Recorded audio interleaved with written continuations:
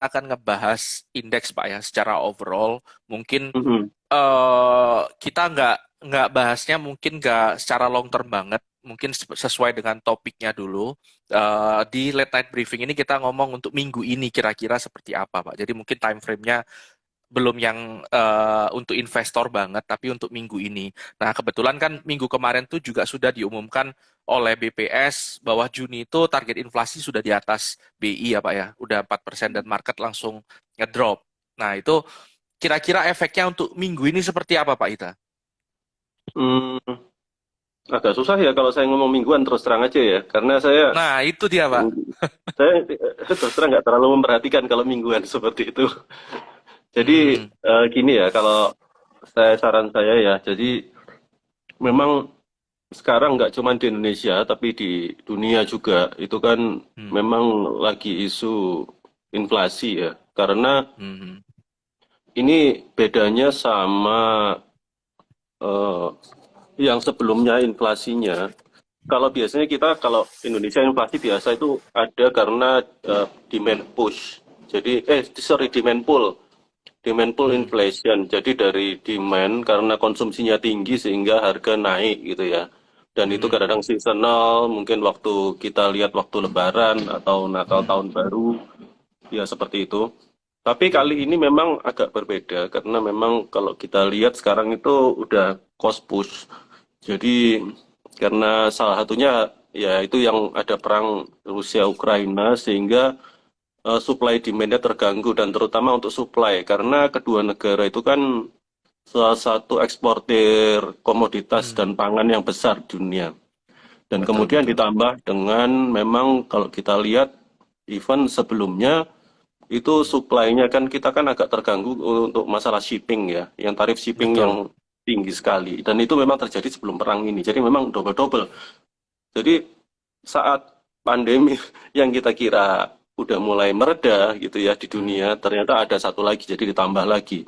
Jadi hmm. pandemi menurunkan demand, demandnya mulai naik, tapi malah kecepatan karena ada cost push ini, jadi inflasinya tinggi. Nah kalau Oke. mungkin saya agak susah kalau ngasih pandangan mingguan ya, tapi Hmm, at least gini. Artinya memang ada sektor-sektor yang memang sangat sensitif terhadap inflasi. Ada yang tidak terlalu. Tapi masalahnya memang kalau sudah isunya seperti ini, suku bunganya kan di dunia rata-rata udah mulai, the Fed terutama ya udah naik gitu hmm, ya. hmm. Dan kemudian soal inflasi kita lihat, dan itu impactnya inflasi even bahkan tadi saya sempat lihat datanya untuk Jepang pun yang biasanya deflasi ya selama Hmm. 2 dekade terakhir dari tahun 80-an ya lebih lebih dari 2 dekade, berapa dekade terakhir itu kita lihat deflasi dan mungkin harga itu nggak pernah naik, akhirnya naik juga gitu, terjadi inflasi gitu. Dan Indonesia memang mm, sudah mulai inflasi tapi mungkin nggak setinggi di negara-negara barat ya karena kita masih merupakan eksportir untuk beberapa bahan komoditas termasuk Oke. energi ya, coal. Jadi memang ya mau nggak mau ya pasti terpengaruh ya untuk sementara ini dengan situasi di luar sana ya. Ini yang Oke. jelas. Kalau saya lihat seperti itu sekarang. Oke, mungkin ini Pak ya. Jadi tadi Bapak sudah sempat singgung soal cost push inflation ya. Jadi Hmm. saya teringat 2021 dulu itu Pak, sebelum terjadinya perang Rusia Ukraina dan segala macam konflik geopolitik ini, itu kan Hmm. memang batu bara dan juga minyak itu sudah mulai terangkat ya sejak apalagi minyak habis sempat minus harganya itu kan pelan-pelan Ya. naik tuh karena inflasi, printing money ke convert ke komoditas kan seperti itu. Nah, Hmm. sekarang mulai direm nih dengan adanya kenaikan suku bunga yang cukup agresif. Bahkan The Fed kayaknya Hmm. bulan ini mau naikkan 75 BPS lagi. 0,75 persenan lah, sekitar segitu. Nah, apakah 50 itu sampai akan 75 menolong, ya. iya, menolong Pak, untuk cost push kita ini bisa lebih, cost push inflation ini bisa diredakan itu dengan usaha dari The Fed ini Pak? Atau mungkin menunggu lebih lama lagi Pak? Jadi memang ini agak serba salah juga ya dari The Fed itu kalau Hmm, saya lihat. Karena kalau cost push itu kan memang dari supply-nya yang terhambat. Jadi itu kan kita ngomong masalah fiskal di sini. hmm, Nah, sementara kalau tools-nya The Fed itu ya seperti bank sentral lain itu kan dia moneter. Artinya Hmm. adalah dia suku bunga. Ya memang berpengaruh, tapi selama ini yang namanya kalau seperti itu ya lebih efektif kalau memang terkait sama demand push ya. Demand pull Demand pool, inflation. Pak. Hmm. Ya, jadi artinya dia langsung menurunkan demand, sehingga kalau suku bunga naik, terutama kayak yang sensitif terhadap suku bunga kayak properti, seperti itu Hmm. ya. Itu mungkin dia atau ya terkait yang pembiayaan kendaraan gitu ya, mungkin mungkin agak turun.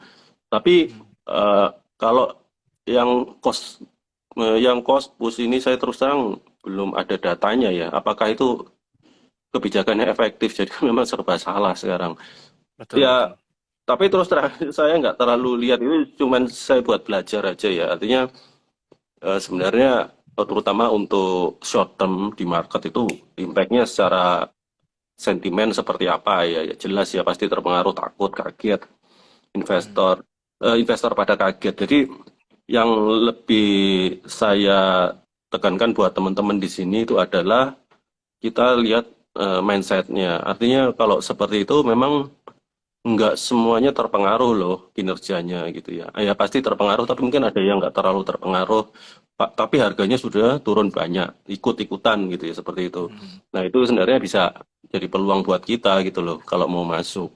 Itu sebenarnya Pak Hmm. Nizar intinya. Oke, jadi The Fed sendiri juga memang ini ya Pak ya, sebenarnya juga nggak yakin juga dari pidatonya Pak Powell juga apakah bisa menurunkan cost push juga ya. Tapi memang mau bagaimana lagi Pak ya, memang kondisinya seperti ini sekarang dan mungkin kita yang sebagai seorang investor yang harus menyesuaikan dengan market ya. Nah mungkin Bapak ada sedikit tips and trick gitu Pak, gimana kita sebagai seorang investor memanfaatkan momentum ini.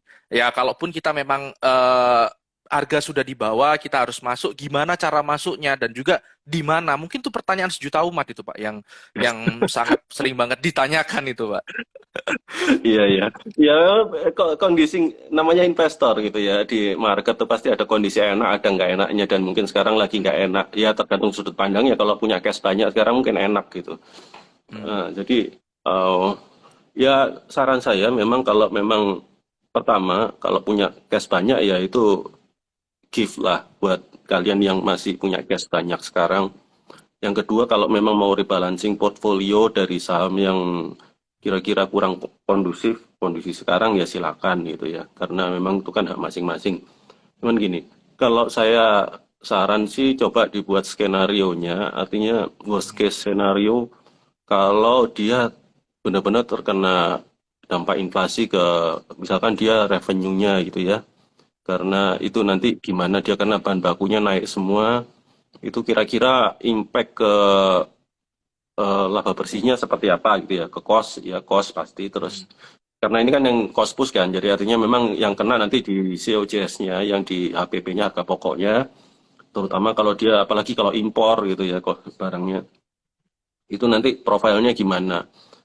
Artinya nanti kita bisa lihat mahal murahnya dari situ sementara ini.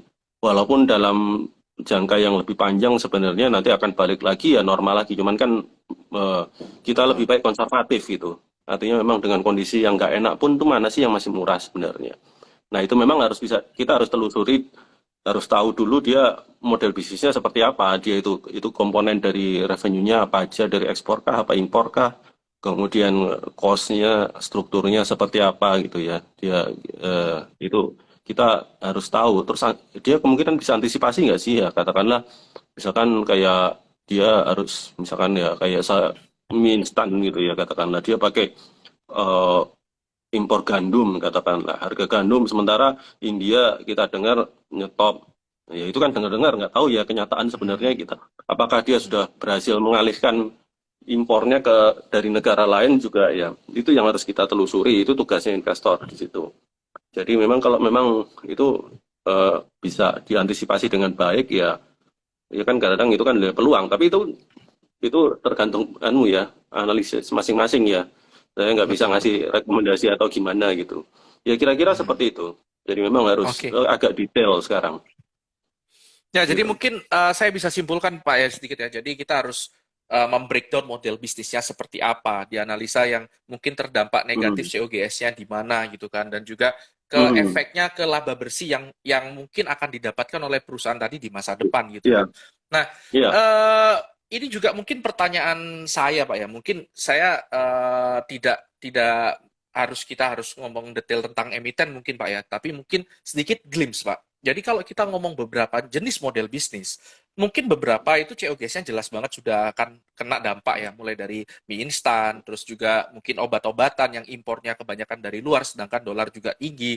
Nah, mungkin ada nggak sih Pak yang benar-benar pure advantage gitu Pak dengan kondisi ini. Jadi secara kasat mata itu langsung kelihatan dia memang diuntungkan dengan kondisi ini. Mungkin sederhananya mungkin minyak Pak ya, daerah-daerah apa sektor-sektor yang di komoditas mungkin ya. Cuma ada nggak sih Pak yang lain yang benar-benar kelihatan banget advantage-nya di kondisi sekarang ini Pak?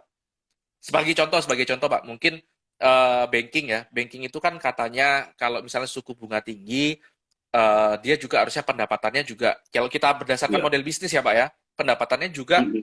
akan meningkat. Tapi pada nyatanya mungkin banking akan Nggak kena bisa. dampak juga, kena fear juga. Nah Iya. mungkin ada nggak Pak yang benar-benar pure advantage gitu Pak di saat seperti ini? Oh, yang nggak susah juga ya. Saya belum bisa nemu yang seperti itu ya.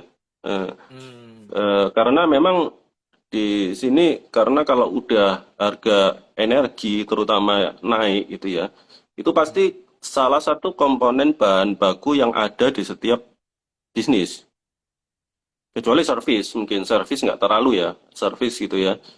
Kecuali jangan airlines ya, airlines jelas lah. Tapi kalau service misalkan itu mungkin ya kayak pariwisata gitu ya, masih masih bisa meskipun itu nanti juga kalau demand-nya turun juga karena suku bunganya naik juga ya akan keimbas juga. Jadi memang serba salah. Artinya gini, itu balik lagi yang tadi tuh Pak Nizar. Kalau seandainya eh, kita ngomong tool moneter untuk suku bunga dipakai buat mengatasi cost push inflation. Pertama, ini kan nggak imbang antara demand sama supply. Artinya demand itu sebenarnya nggak naik-naik banget kok dari pas akhir-akhir COVID ini ya. hmm, Tapi supply-nya turun banget.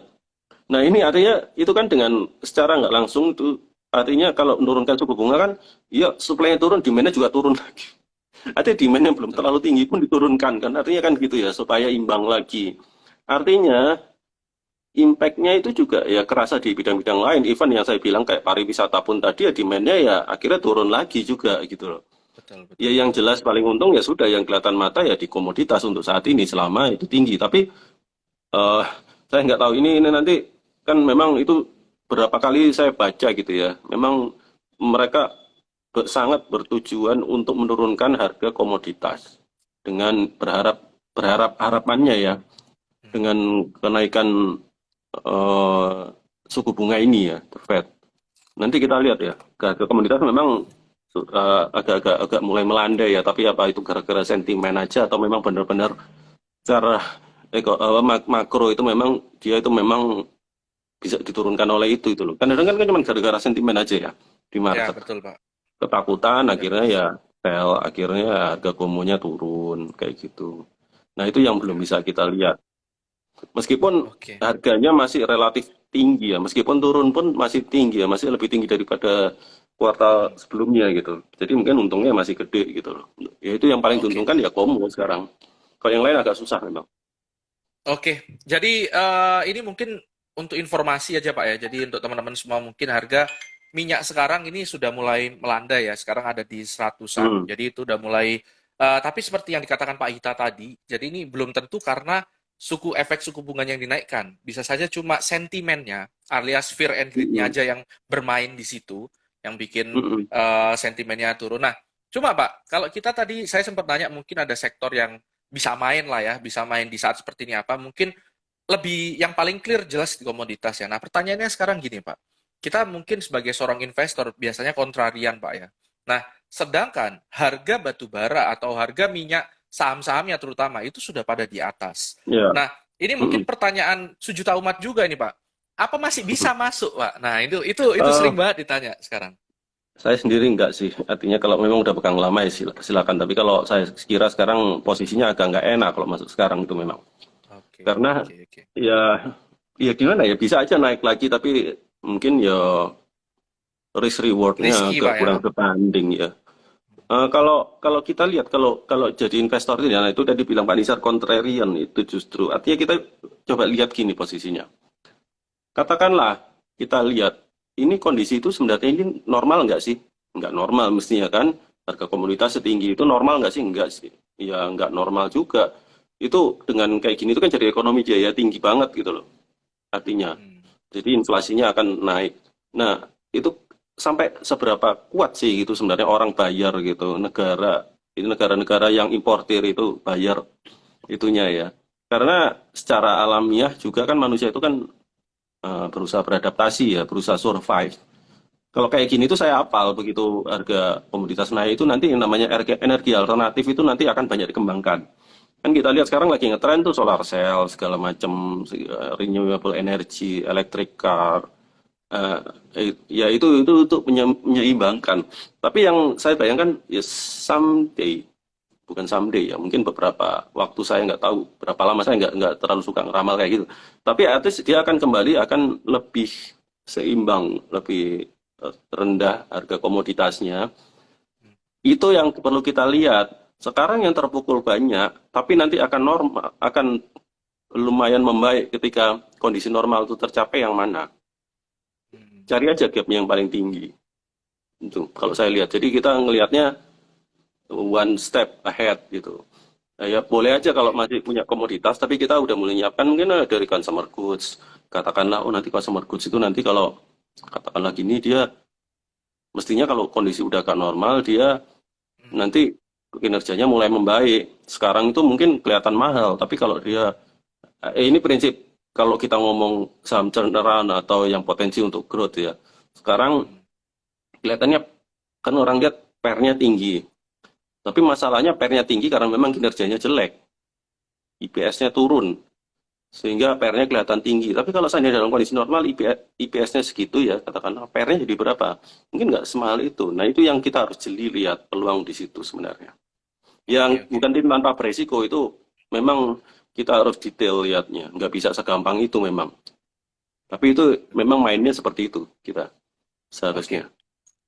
Oke. Pak, ini sebelumnya mohon maaf dulu Pak ya, saya tadi belum lupa belum pamitan sama Bapak. Saya ngerokok sambil ngerokok nggak apa-apa Pak ya. Silakan, silakan. Benar. Iya, Ini sebiasanya saya sambil ngerokok enak aja khusus gitu kan cuma kayak gimana gitu. nggak apa-apa lah. Mm-mm. Nah, ini Pak, jadi mungkin saya coba simpulkan lagi Pak ya. Jadi mungkin sekarang kita ada baiknya kita mulai melihat yang sektor lain yang belum ada kesempatan untuk manggung Pak ya, kurang lebih seperti itu. Nah, cuma satu lagi nih Pak, satu lagi nih karena memang banyak banget yang bertanya Pak ya. Jadi kalau yang sudah punya di energi dan sekarang sudah mulai kena efeknya karena nyangkut di pucuk ya, karena dia kemarin mungkin terlalu FOMO segala macam dan akhirnya mencoba spekulasi juga di harga yang cukup tinggi. Posisi sekarang, apakah wise Pak kalau misalnya harus di average down atau ditambahi lagi atau harus seperti apa Pak kalau sekarang sudah mulai nyangkut? Ini Itu mungkin agak sekarang agak posisi paling nggak enak memang. Karena kita harus bisa meramal market mau kemana, harga komoditas itu paling males saya terus terang aja.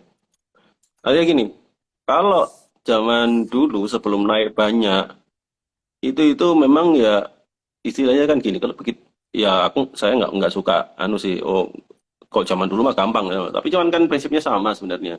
Ketika harga komoditas sangat rendah, ya itu kan kalau sesuai konsep cyclical, dia someday dia akan naik dan itu kan yang dapat buahnya kan yang dulu percaya itu. yang dulu percaya itu. Dia beli pada saat itu kelihatan jelek saham Komo itu ya, waktu batu bara harganya hancur, minyak sampai minus gitu ya harganya.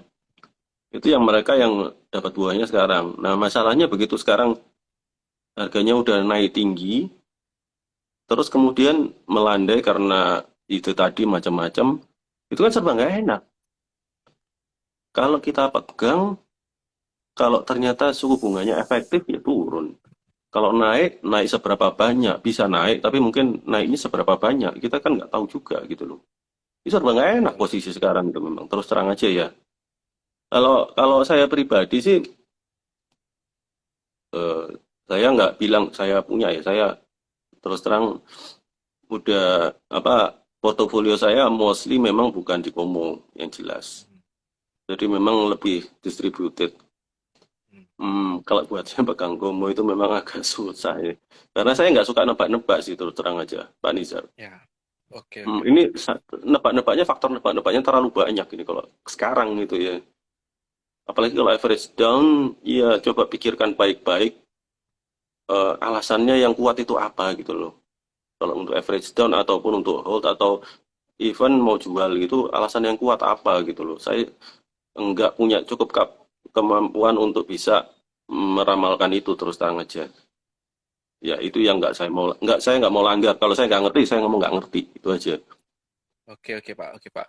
Nah ini mungkin pertanyaannya sedikit lebih ke yang ekspertis Bapak lah ya. Mungkin ini termasuk pertanyaan saya pribadi juga Pak. Jadi Hmm, selama saya mencoba untuk memahami market, ya ini hmm, mencoba untuk belajar tentang investing.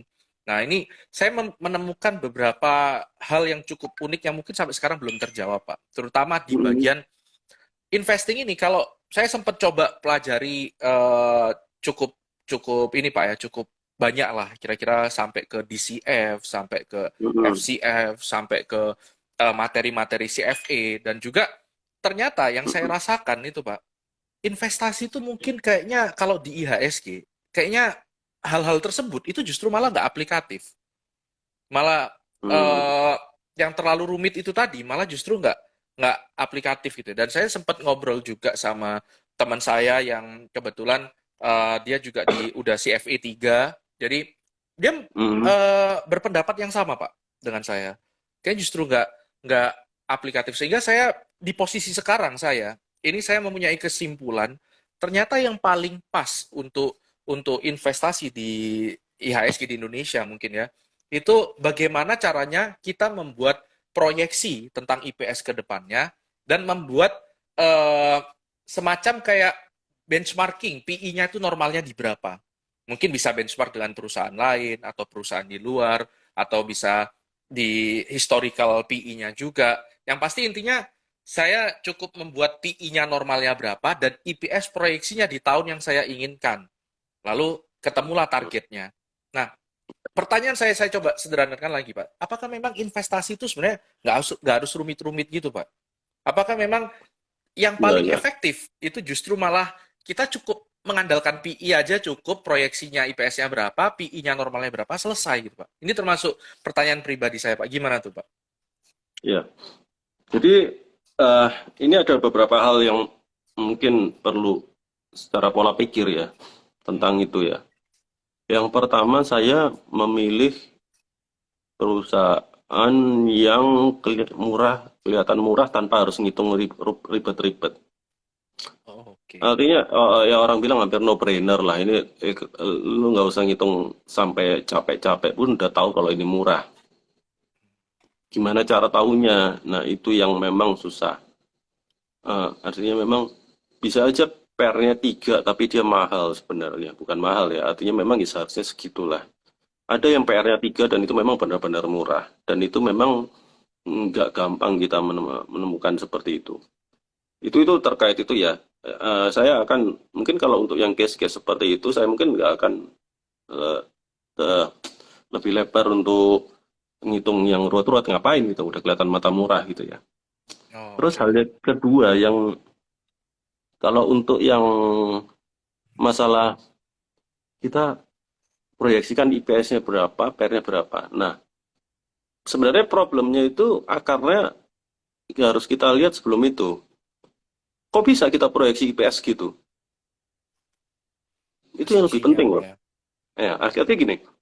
Oh, nanti kita asumsikan naik dia per tahun 15% ya. Nanti 5 tahun ya berarti PR nanti segini, harganya segini. Ya itu simpel banget. Itu sesuatu yang sangat sederhana. Ya mungkin ditambah dividen ya itu kan cara yang ya memang saya biasa pakai juga gitu. Itu kan namanya equity bond gitu ya. Hmm. Konsepnya. Jadi kayak bond gitu, kayak obligasi gitu ya. Jadi dia nanti di akhir 5 tahun, 10 tahun ke depan tuh nanti dengan IPS gitu dia PR-nya segitu. Tambahin sama dividen kumpul segitu, nanti kita lihat oh value-nya itu sebenarnya berapa gitu. Kita bisa dapat berapa persen per tahun yield-nya gitu. Eh, ya itu kan cara teknisnya. Cuman masalahnya seberapa yakin dia akan tumbuh sebesar itu sampai Hmm. ke IPS-nya.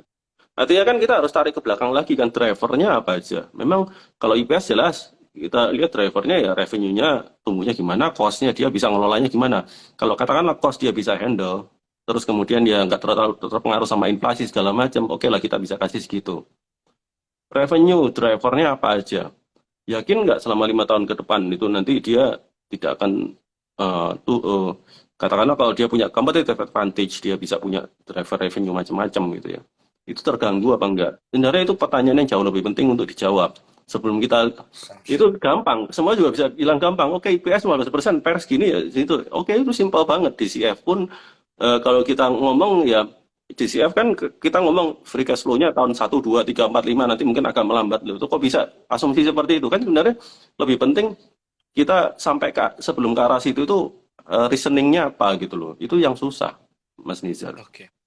Heeh. Oke Pak, ini sangat menjawab banget Pak ya. Asumsinya memang sensitif sekali Pak ya. Itu berpengaruh Iya. banget terhadap real value yang akan kita dapat. Nah ini Mm-mm. kemudian ini mengujung ke pertanyaan utama saya nih terhadap Bapak nih. Jadi untuk seorang Pak Parahita, bagaimana metode yang paling Bapak andalkan gitu untuk menemukan saham-saham yang sangat sangat Bapak pengini gitu loh. Conviction-nya itu sangat luar biasa banget. Itu bagaimana caranya, Pak? Kalau untuk seorang Pak Parahita. Ya, yang jelas bisnisnya sebisa mungkin jangan terlalu banyak gampang diganggu oleh faktor eksternal. Ya itu kunci pertama. Yang kedua dia punya track record yang bagus selama ini growth-nya gimana, ROI-nya berapa, dia ngelola utangnya bagus apa enggak sih selama ini gitu. Dia terlalu agresif atau gimana gitu ya. Nah, itu kita bisa lihat dari situ terus kemudian dari manajemennya gimana gitu. Manajemennya itu terbuka atau enggak sih? Karena itu salah satu hal penting yang saya perhatikan kalau saya mau beli. Misalkan manajemennya katakanlah waktu di laporan tahunan itu dia ngomongnya itu detail gitu ya. Hmm. Oh, ini kan saya sempat sampaikan di post yang sebelumnya ya. Jadi itu dia misalkan detail gitu ya. Dia cerita, oke kita dapat challenge. Jadi memang impact ke cost-nya segini, yang antisipasi kita segini, tapi ada kuantitatifnya gitu loh. Artinya nggak cuma ngomong, ya semua bisa ngomong lah, karena ini harga bahan baku naik, kita akan berusaha A, B, C, D. Nggak ada ini, nggak ada, artinya secara kuantitatif, ya terus impact-nya berapa itu, lu buat ngurangin itu, impact-nya itu. Nah itu kalau dia bisa menjelaskan itu, bagus sekali. Apalagi kalau di public expose kan kita, investor bisa lebih banyak nanya gitu ya, ke pihak manajemen gitu. Itu kan ya, misalkan dia bisa dengan detail gitu ya. Oke, misalkan dengan ini kita bisa ngurangin cost segini, segini. Terus dari sumber revenue kita udah ekspansi A, B, C, D, E kapasitas segini sehingga proyeksinya revenue bisa segini gitu loh. Nah, itu kan lebih real gitu loh. Hmm. Itu dia terbuka. Kalau ada masalah, nanti mungkin kita akan turun margin kita mungkin akan turun jadi segini atau laba bersih kita akan turun mungkin nggak naik mungkin tipis lebih dari sebelumnya. Tapi dia open. Jadi kita tahu itu ada masalah. Nah, kalau nggak ngomong apa-apa itu yang saya agak bingung. Aduh, ini gimana cara taunya? Nah, itu yang salah satu yang sangat penting manajemennya, terbuka atau enggak ke Manajemen. investor. Itu kunci. Oke Pak, oke Pak. Jadi mungkin saya coba simpulkan sedikit Pak ya. Jadi dari pendekatan Pak Parahita itu yang paling utama justru malah keterbukaan manajemen ya. Bagaimana mereka akan melakukan sesuatu, bukan cuma Hmm, kita akan A, B, C, D tapi nggak tahu dari mana asalnya gitu Pak ya. iya. Tiba-tiba Heeh.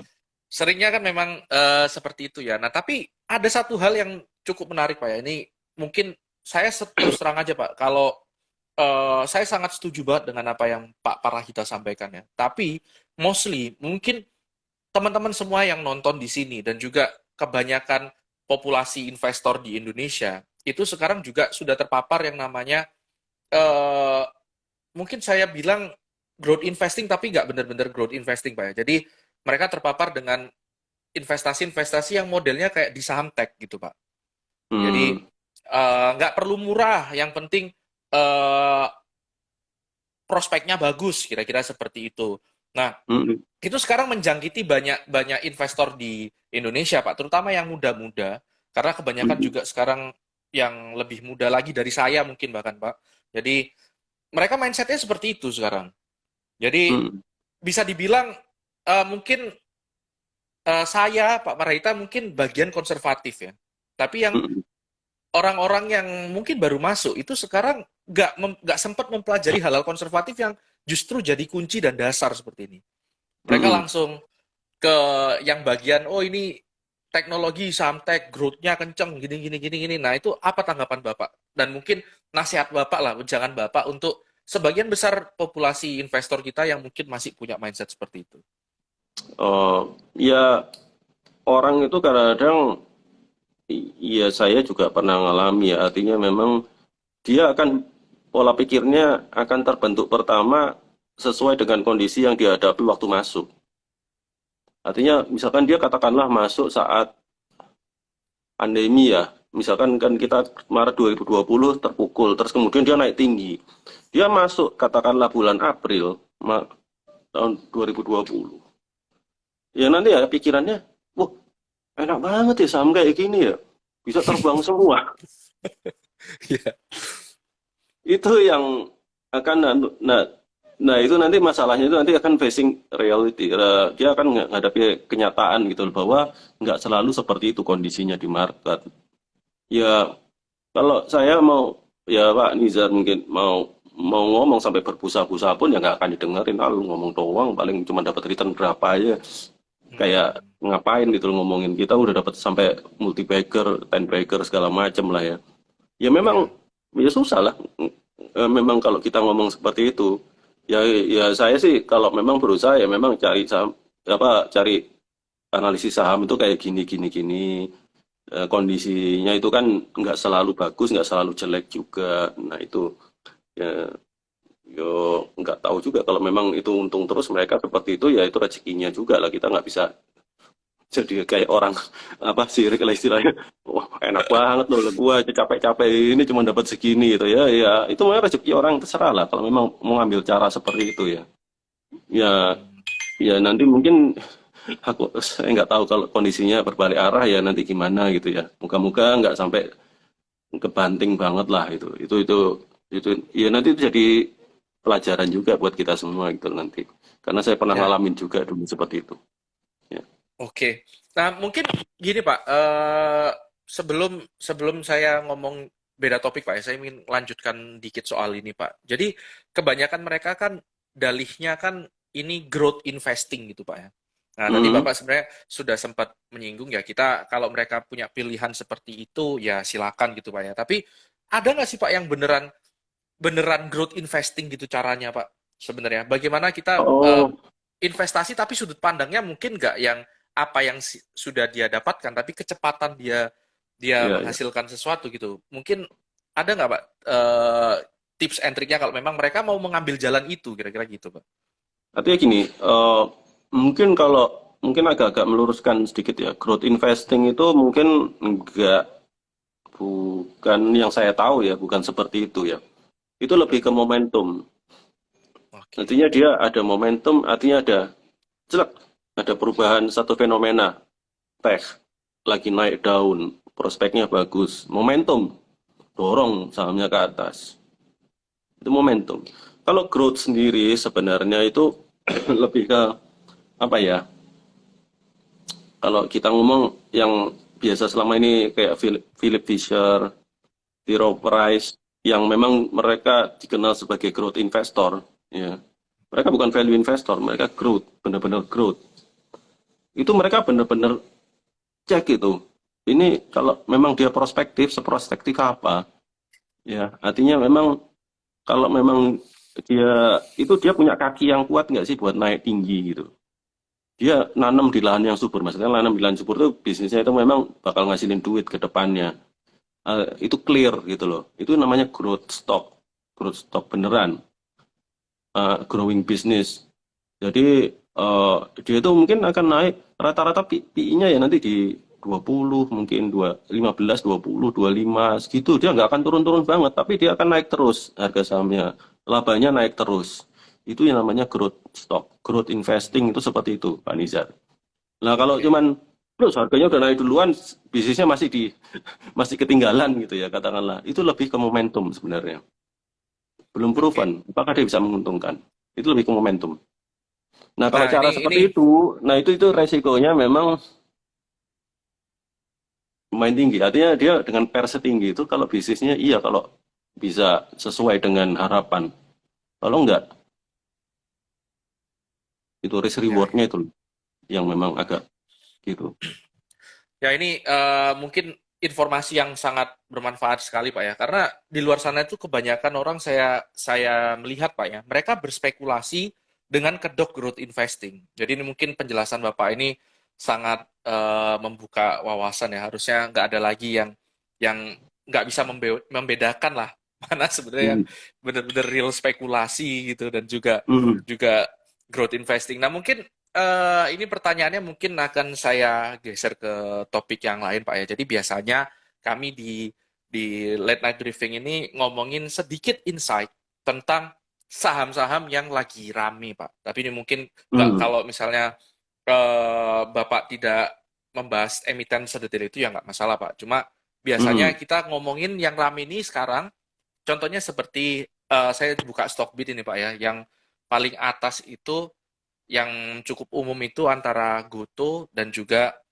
BBRI nih Pak. Nah ini mungkin Bapak bisa ngasih sedikit pandangan Pak tentang dua saham ini gitu. Kalau BBRI isu terakhir apa ya? Aku nggak ngikutin ya soalnya.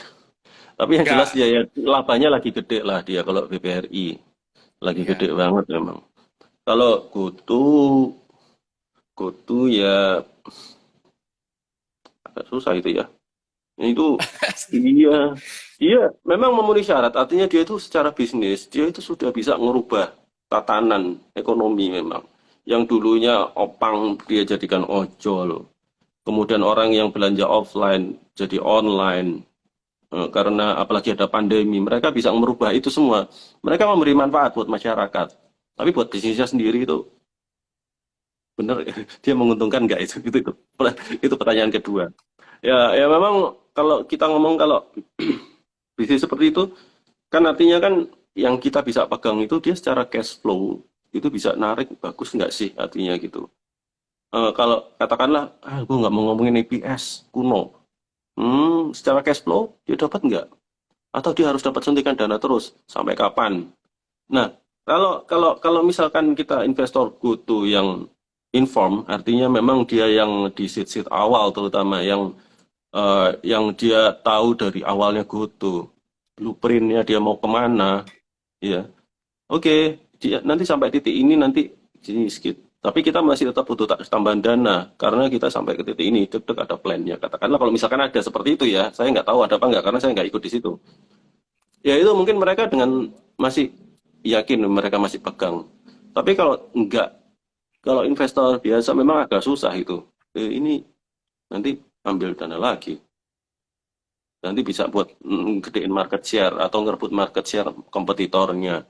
Tapi sampai kapan ya nggak tahu gitu loh. Jadi memang kalau saya pribadi agak susah ya. Maksudnya kalau kecuali kalau mungkin teman-teman ada yang lebih tahu dari saya ya. Soalnya nantinya saya sendiri nggak bisa kurang bisa memahami karena memang ya agak beda sama pemikiran tentang invest saya sebelumnya gitu loh. Saya itu berusaha memahami terus Pak Nizar. Artinya memang ini memang bisnis masa depan. Saya cukup yakin ini adalah bisnis masa depan. Tapi membayangkan berapa tahun lagi bisa untung, berapa tahun lagi itu masih susah. Jadi saya memang terus terang nggak bisa masuk di sini. Gitu. Oke oke Pak. Nah ini mungkin teman-teman semua udah mulai bisa bertanya ya. Mungkin akan 3 orang atau berapa orang nanti kita akan jawab coba pertanyaannya Pak ya. Yang mungkin di sini masih ada bingung segala macam. Silakan komentar di bawah. Nah sambil nunggu, ini menarik nih Pak. Kalau ngomongin bisnis seperti ini Pak ya. Kita nggak bisa pungkiri Pak, ya. Saya yakin beberapa saat ke depan akan mulai muncul gelombang-gelombang startup yang akan Ya, IPO di kedepannya, ya, mulai ya. dari entah itu Blibli, Traveloka, atau segala macam. Bagaimana kita mempersiapkan itu Pak? Apakah Bapak sendiri juga eh, mempersiapkan itu gitu, secara spesifik ya, untuk gelombang yang bakalan masuk ke depannya gitu Pak? Ya, ya saya kalau secara saya ya nggak mau jadi yang kolot-kolot banget lah artinya kalau kita saya sendiri karena memang namanya ekonomi itu pasti akan berkembang, teknologi akan berkembang. Ya, ya macam kayak Warren Buffett melewatkan Amazon lah. Itu kan memang pelajaran pedes banget buat dia itu kan. Karena Amazon ternyata memang profitable gitu loh. Ternyata. Dan ya mau nggak mau, ya harus mau belajar gitu. Artinya ini new economy itu seperti apa sih? Dalam kondisi, dia prospeknya seperti apa? Ya saya masih dalam taraf belajar, artinya memahami ini gimana bisa merubah tatanan ekonomi yang ada. Terus kemudian impact-nya ke industri, ke masyarakat itu apa? Yang realnya itu yang bisa memberikan manfaat dan bisa menguntungkan dia itu nanti itu apa, seperti apa sih? Artinya kita lihat kondisi yang benar-benar ke depan itu yang gimana caranya ketika ekonomi sudah berubah dia untung. Ya itu saya masih berusaha belajar itu dulu. Nah, baru kalau untuk yang IPO yang baru ya nggak agak susah komentarnya ya karena selama ini nggak pernah lihat laporan keuangannya. Kita cuma tahu ya kan namanya perusahaan kalau kelihatan bagus di luar belum tentu di dalam bagus juga gitu loh. Itu Oke, oke. sudah banyak terbukti. Servisnya bagus kayak gini-gini tapi ternyata ya dalamannya laporan keuangannya kayak gini gitu kan. Kita nggak tahu, nggak pernah tahu. Ya sampai ramai Oke. kemarin makanya kayak yang startup yang tech-tech yang baru-baru itu kan oh ternyata dalamannya selama ini kayak gini ya gitu ya. Oke, gitu. Nah, kalau buat investor ya yang biasa yang tradisional kayak saya itu ya mungkin agak susah. Tapi mungkin kalau dia punya visi yang ke depan gitu ya, mungkin dia bisa lihat. Ya memang, ya seperti saya bilang, mungkin mungkin sekarang kelihatan mahal. Tapi kalau kita bisa sampai capai titik tertentu, dia akan wajar atau bahkan murah gitu ya, harga segini itu. Ya silakan, go ahead. Kalau saya sih belum bisa nemu itu terus terang aja. Oke. Gitu. Terima Tapi kasih memang Pak harus belajar, insight. harus tahu ekosistem yang baru, yang ekonomi yang baru harus mau nggak mau harus tahu karena nanti kita akan ke arah situ. Itu sih Pak Nizar. Artinya kita nggak menolak perubahan tersebut lah ya, tapi mungkin agak sedikit Oh, skeptis lah ya harusnya ya. Jadi tetap iya, iya. harus ketat mantaunya gitu Pak ya. Gini, mungkin tambahan ya. Kalau kalau kita ngomong kayak Gartner itu kan sempat ngeluarin yang namanya hype cycle dan itu terjadi pada waktu boom.com tahun 2000-an. Artinya ketika pertama kali muncul suatu teknologi, dia itu ada hype-nya duluan. Artinya dia itu uh, kayak apa ya? Kayak istilahnya semuanya ngeluarin .com, apapun yang baunya .com itu pasti dikejar sahamnya oleh orang. Entah itu padahal dia sebenarnya itu berguna apa enggak sih, dia kebutuhan apa enggak semuanya. Akhirnya kan rontok juga hype cycle. Tapi kemudian setelah itu ada beberapa perusahaan yang survive, startup yang survive yang gede sampai sekarang ya. Kita lihat sekarang di sini kita punya Google, kita punya Facebook gitu. Yang akhirnya bisa survive sampai sekarang gitu ya dari .com gitu. Microsoft jelas ya. Microsoft menguntungkan gitu. Karena apa? Dia bisa memberikan manfaat buat masyarakat, buat industri dan itu kemudian dia udah bisa dapat benefit juga secara labanya bagus gitu ya. Nah, itu yang sebenarnya saya lumayan tunggu sih Pak Nizar. Di antara sekian banyak sekarang yang hype, yang teknologi yang baru-baru ini, yang katanya new economy, mana sih yang akan survive dan dia akan punya bisnis model yang lebih firm sehingga dia bisa untung. Itu yang agak Ya, susah nebaknya memang. ya. Karena memang Mhm. paling cuma 1% Pak ya yang bisa benar-benar Nah itu, survive dan ya ya, ya, ya. nggak gampang memang. Oke, oke. Ini juga mungkin sedikit Pak ya. Jadi nyangkut ke kripto juga teman-teman ya. Jadi mungkin Mhm. kebanyakan kripto juga mungkin 1% aja yang beneran survive. Sisanya mungkin kebanyakan scam dan juga Ponzi sih sebenarnya. Mungkin Nah, eh, PR-nya di situ Pak ya. Nyari mhm. 1% ini bagaimana ya. Nah, ini ada satu prinsip sederhana investasi yang mungkin teman-teman lupa. Ya, saya suka belajar seperti itu. Tapi kalau kayak Charlie Munger bilang, itu kalau dia itu yang bisnis yang bisa kita mengerti, yang susah dan yang bisnis yang benar-benar nggak bisa kita mengerti.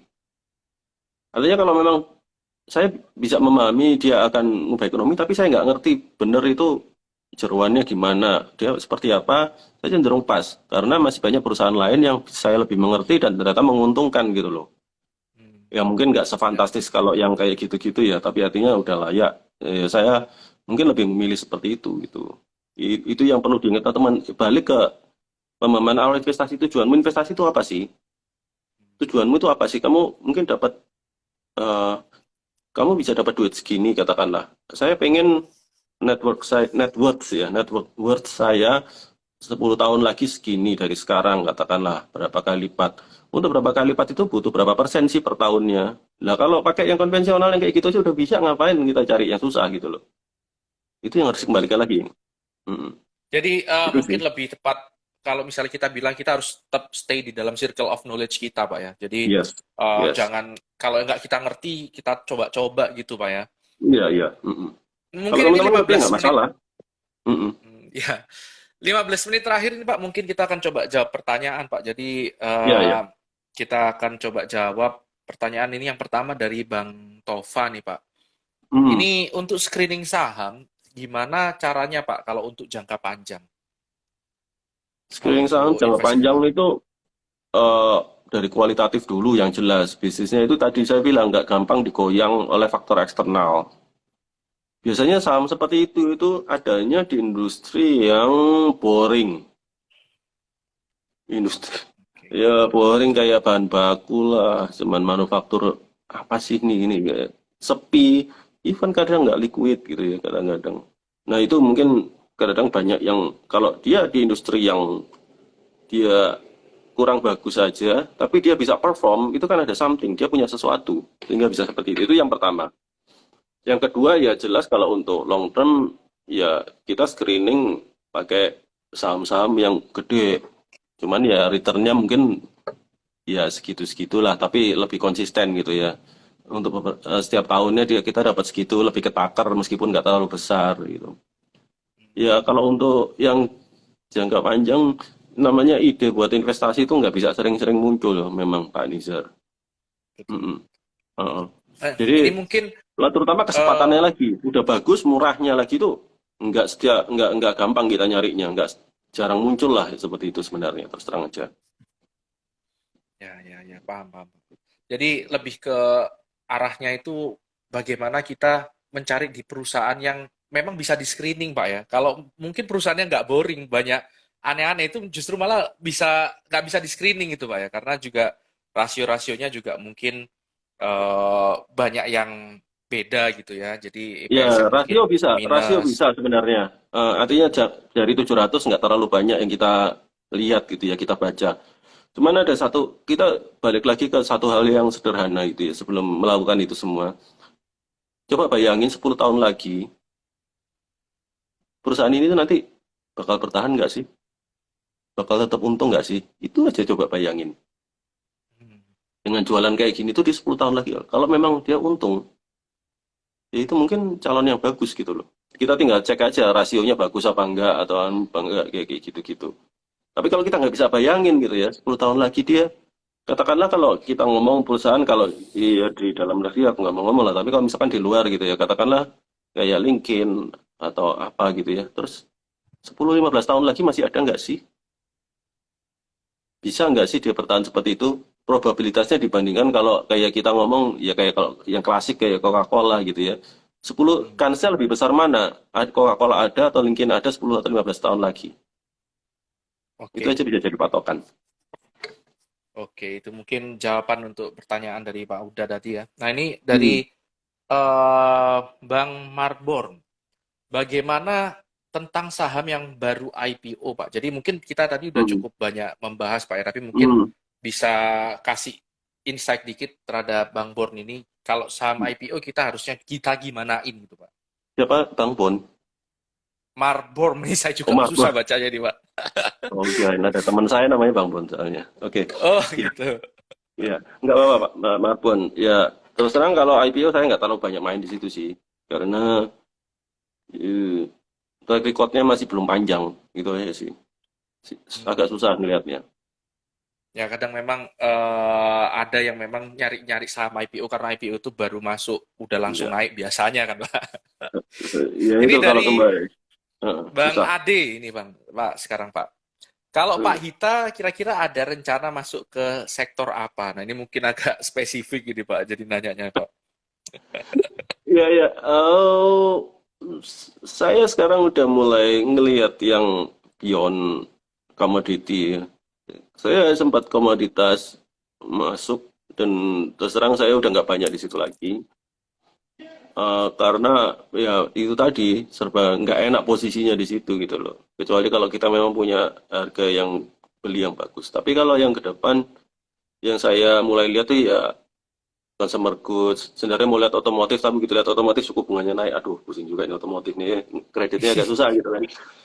Tapi still itu bisa jadi peluang. Yang penting kita selalu merhatiin ya. Terus properti Hmm, juga kira-kira seperti itu kena suku bunga juga. Wah ini consumer goods ya masih lumayan ya tadi saya bilang retail. hmm. Retail iya kalau pokoknya lihat aja lah. Ini agak memang agak kritikal untuk beberapa kuartal ke depan ini ya. Efeknya inflasi itu seberapa besar sih ke retail, ke consumer goods, ke yang lain-lain gitu loh. Eh Oke. ya, ya kira-kira tapi yang sekarang udah iya kelihatannya aduh ini harganya udah ancur-ancuran kayak gitu ya mungkin bisa mulai kita lihat gitu ya. Posisinya memang nggak enak sekarang. Apaan? Laporan keuangannya jelek banget. Iya kalau kondisi sekarang, kalau kondisi under normal mana sih yang paling potensial untuk naik? Nah itu yang perlu kita lihat sekarang. Itu salah satunya Oke. tadi. Oke, jadi kita harus coba ini ya Pak ya, nyari yang kira-kira nanti kalau semuanya sudah baik-baik saja, mana yang bakalan excel kira-kira gitu ya Pak ya. Iya, Yang mm-mm. kita mainnya di Agak situ sekarang. visioner gitu lah. Agak Ya. visioner lah. Oke Pak, mungkin ini terakhir dari pertanyaan saya pribadi Pak ya. Jadi Mm-mm. saya cukup cukup mempelajari investasi dan saya rasa konsep ini cukup menarik Pak. Jadi konsep PE expansion dan compression. Jadi Hmm. saya rasa kuncinya ada di sini gitu Pak. Jadi kadang ada saham yang PI-nya itu Hmm. rata-rata 20, tiba-tiba bisa meledak jadi ke 40-an. Dan Ya. juga sebaliknya. Ada PI yang kita let's say aja seperti Unilever Pak ya. Unilever Hmm. itu dari 50-an kalau saya nggak salah ya di 2017-an itu Hmm. sekarang terkompres jadi cuma 20-an. Intinya Ya, ya, market tuh menghargai di situ kan Pak. Nah, ya. berdasarkan pengalaman Pak Hita, ada nggak Pak, bagaimana kita bisa menemukan saham yang bakalan ada expansion di PI-nya? Nah, ini mungkin Hmm. harusnya apa ya, lebih terjawab dari pengalaman, makanya saya bertanya ke Ya, Bapak ya. sebagai orang yang tepat harusnya. Ya, ya. Gitu, Pak. Jadi kalau kita lihat ada beberapa saham yang sudah pernah saya cek gitu ya. Saya pernah dulunya itu yang sekarang itu dia PI-nya tinggi-tinggi, tapi memang bisnisnya bagus ya. PI-nya tinggi-tinggi dulu itu seperti apa sih? Dan memang agak menarik ya. Dulu itu PI-nya dulu itu mungkin bisnisnya iya nggak terlalu nggak kelihatan kalau kita cuma lihat rasio dulu ya. Iya biasa, bagus tapi bagus biasa lah gitu ya. Hmm. PI-nya even kadang single digit kayak gitu, belum dilihat oleh market. Terus ya itu memang butuh mental yang kuat untuk bisa pegang saham seperti itu ya. Kalau saya perhatikan ya ini ada beberapa yang sekarang udah. Terus kalau Unilever tuh saya lihat udah lama sekali. Pokoknya lama banget lah, pokoknya berapa puluh tahun mungkin datanya itu saya lihat gitu ya. Itu memang dia bagus banget itu. Itu kayak gimana ya? Tipikal perusahaan perfect. Labanya itu naik terus, ngutangnya dikit banget, ngelola working capital kayak gitu, artinya cash flow-nya bagus terus gitu, artinya kayak perusahaan yang mimpi lah artinya. Makanya market tuh sangat percaya sama dia gitu loh. Ya dia itu saya sempat ngalamin kalau tahun 2000 setelah 2008 ya 2008 itu ya nggak turun banyak loh jujur aja harga sahamnya dikit hampir nggak turun lah tapi dia PI-nya kalau nggak salah masih di belasan kalau nggak salah waktu itu masih di belasan. Tapi dengan laba yang naik terus gitu ya. Market kan percaya. Artinya di itu kita lihat ada PE expansion. Jadi yang misalkan katakanlah PE-nya single digit gitu ya. Dia growth. Jadi artinya ada double garden gitu ya. Dari kenaikan laba, harganya naik, naik lagi dari pairnya juga naik gitu ya. Pairnya yang selama ini mungkin single digit ya jadi mungkin 15 20 gitu. Nah, masalahnya kalau memang udah pairnya udah tinggi dengan bagus kayak gitu itu artinya kita harus tahu ekspektasinya market itu supaya dia dihargai dengan pair katakanlah 30 even 40 gitu. Dia itu harus bikin kinerja yang perfect. Nggak perfect. Ya kayak Unilever itu. 2018 mulai turun-turun kan ya ngapain gua hargain segini gitu loh. Ya. Ya kan artinya kan seperti itu. Ya memang itu kalau udah lewat sih gampang sih ngomongnya sih. Tapi memang ya saya tuh terang udah lama nggak pegang Unilever ya. Karena ya salah satu faktornya itu udah mahal banget gitu loh. Artinya dia itu perusahaan bagus tapi mahal banget dan kemudian 2018 kena kayak gitu juga gitu. Aduh, dulu saya pernah megang satu saham juga gitu ya. Ini retail. Retail mungkin teman-teman pasti tahu lah apa gitu. Saya itu pegang dari pair itu waktu itu dibilang, wih lu per 16 lu pegang 17. Iya tapi ini bagus gitu loh. Bagus banget perusahaan ini. Saya pegang. Sampai saya biarin saya lama gitu ya. Ya memang akhirnya yang tadi itu bekerja expansion. Labanya dia naik terus, pernya juga naik terus. Sampai saya akhirnya diingetin teman, lu nggak jualan tuh sahamnya. Kenapa? Lu udah lihat pernya udah 50. Gila nggak? Oh, ya, ya, ya. Dari per dia 17, 50 udah dengan kondisi laba udah naik loh. Misalkan dulu labanya 1000, pernya 17. Mungkin labanya sekarang 1.500 tapi pernya 50. Jadi udah naik berapa kali sebenarnya gitu loh. Itu artinya itu baru diingetin, baru inget, oh iya mati. Langsung saya jual waktu itu. Terus terang aja, saya udah nggak berani. Dan itu memang ya ya karena kalau udah per 40, 30 pun udah mulai agak riskan ya. 30, apalagi 40, 50, nanti market itu pengen dia itu kinerjanya perfect. Itu yang susah, itu yang harus hati-hati di situ. Begitu Jadi nggak dia sesuai bisa aja ekspektasi turun langsung sewaktu-waktu. terkompres, Pak ya. Ya, artinya begitu 30 itu udah agak-agak ya dia harus perusahaan yang ya ekspektasinya tinggi lah terhadap kinerjanya yang jelas itu. Makanya dia kayak pers gitu. Hati-hati aja sama ekspektasi itu kalau dia nggak bisa menuin. Kalau kalau Gitu. tadi Bapak, jadi ini coba saya simpulkan lagi Pak ya. Jadi Bapak waktu menemukan saham retail, salah satu saham retail ini, Bapak benar-benar fokus ke kinerja aja Pak ya. Apakah Iya, Bapak coba untuk menaksir ekspektasi market juga gitu? Enggak Pak ya? enggak, enggak, saya enggak. Oh, oke, oke. Tapi memang Oke. biasanya kalau dia kinerjanya semakin lama semakin bagus, ROI-nya naik terus. ROI-nya mungkin dulunya dia di 10%, 12%, naik 15, 20, itu nanti otomatis PI-nya yang dihargai oleh market akan naik juga biasanya, seperti itu. Oke, oke Pak, mungkin ini 3 menit terakhir mungkin Bapak ada Hmm. wejangan mungkin Pak untuk viewers di sini final speech itulah Pak kira-kira apa yang ingin Bapak sampaikan gitu ke viewers yang di sini kira-kira. Yo, sekarang memang kondisinya lagi nggak enak ya. Apalagi kalau kita masih baru di sini. Ya, beruntunglah kalau kalian modalnya masih nggak terlalu banyak gitu loh. Ini bisa jadi bahan buat belajar gitu loh sebenarnya. Apalagi kalau jangka waktunya. Tapi kalau yang udah lumayan gede pegang, memang ini masa yang nggak terlalu enak gitu ya. Apalagi kalau cashnya dikit untuk beli lagi gitu, itu masa yang nggak enak sekarang. Ya memang, oh ini kayaknya waktunya. Saya yang kalau buat saya pribadi ya, masa-masa seperti gini itu justru masa-masa jangan terlalu banyak lihat market. Ya, Yang lain lah, doing something yang lain, hobi hobi kalian apa baca gitu. Ini masa yang paling gak enak buat saya karena itu bisa stres banget loh, serius. Saya udah ngalamin 2008, saya udah ngalamin 2013, 2018, ya 2020 ya pastilah itu ya. Kemudian sekarang ada lagi yang seperti ini. Pokoknya masa-masa seperti ini kalau kita terlalu banyak lihat market itu stres. Ini ya pesan saya jangan terlalu banyak lihat market lah. Karena memang bisa sangat nggak enak banget itu. Kalau kita seperti itu nggak refresh enak Pak ya. banget. Ya, istilahnya Healing gini, healing Pak. memang memang memang nyenengin gitu ya lihat market. Tapi kalau kondisinya lagi market lagi bagus, ngeliatin market seneng, wah naik lagi. Naik lagi. Tapi begitu turun lagi setiap hari lihat, itu stresnya numpuk gitu loh di kepala itu bahaya itu. Ya secara psikologis nggak sehat lah pokoknya. Itu aja sih saran saya sekarang. Jangan sampai nggak bisa tidur atau bahkan lebih dari itu janganlah, jangan. Jadi itu saran saya. Coba lakuin yang lain aja lah. Kalau memang lagi nggak enak marketnya. Ya. Oke, terima kasih Pak Ita, ini benar banget Pak. Jadi harusnya sekarang teman-teman mulai refresh lah dari Hmm, hiruk pikuk dunia market ini Pak ya. hmm. Apalagi di kondisi yang kurang enak seperti ini. Mungkin terima kasih Pak Ita sudah mau menyempatkan Sama-sama Pak waktu ke Nizar. sini. Teman-teman mungkin langsung bisa ke eh, channel Pak Ita ya, investasi jalanan bisa langsung follow di sana. Mungkin Ya, terima kasih banyak ya Pak Ita. terima kasih Pak Nizar. Sama-sama. Selamat malam Pak. Malam Pak Nizar.